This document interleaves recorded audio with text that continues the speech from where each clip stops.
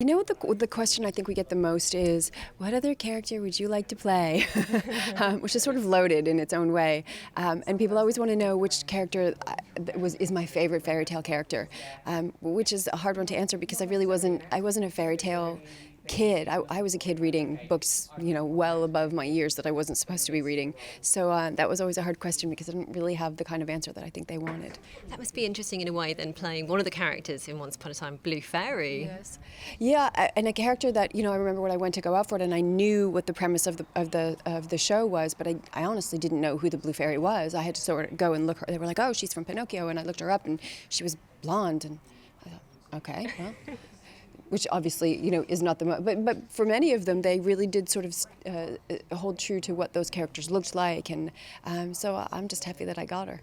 How do you enjoy playing her? And about the other parts, well, Mother Superior as well, because they're quite different roles, aren't they? Yeah, yes, they are.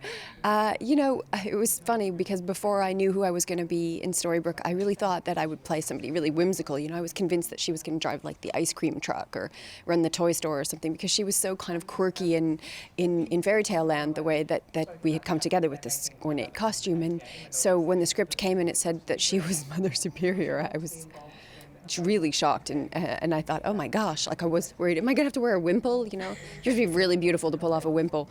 Mother Superior is, in some ways, it's a challenge for me because I very often play like very, quirky, funny, and Mother Superior is not quirky or funny. She's very staid and calm, and in its own way, it's been a real challenge for me to play within a box that I'm not used to playing. So what do you draw on for that character, and how do you see them both developing as the season goes forward? Oh gosh, I wish I knew. In terms of just, I remember Jennifer Morrison saying something to me once about, I always feel really calm when Mother Superior is there. Like she just has that sort of effect on people. When she shows up, you're like, okay, things are all right. And I think in terms of development, I would love to know more about who the fairies are and how they became and how she became Rule Gorm, who is supposedly the most powerful being. I would love to know more about that and to be able to play with that. Who are the actors on set you particularly enjoy interacting with on the show?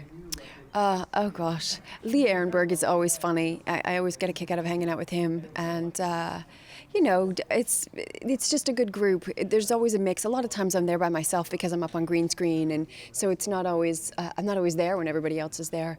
But those group scenes are always wonderful when there's a whole bunch of us.